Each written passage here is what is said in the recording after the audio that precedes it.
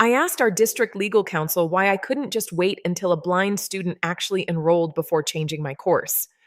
I hear it from well-meaning educators all the time. Why do I have to alter my course pages right now? I don't even have a blind student registered in my class. I entirely understand the frustration.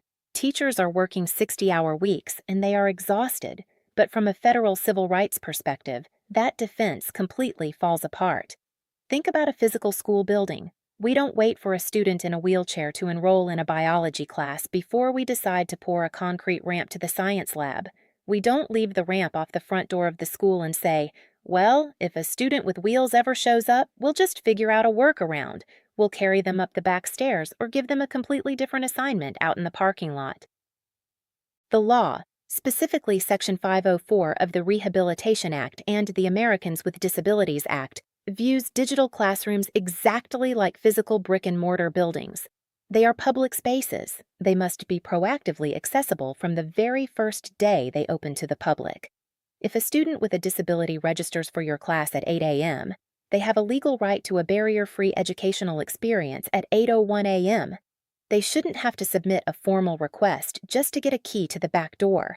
And that brings us to where a lot of teachers get tripped up on the terminology.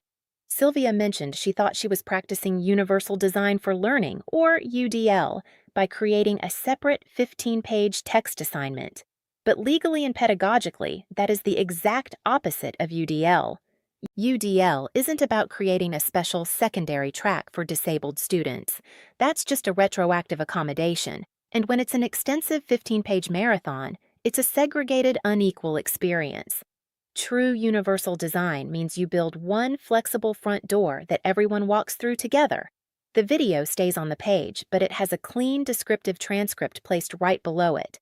The visual learners watch the animation, the student athletes on the noisy bus read the text, and the blind student's screen reader reads the audio descriptions out loud. When you design for integration from the start, you aren't doing extra homework for students who aren't in the room. You're building a digital classroom that leaves the front door open for everyone.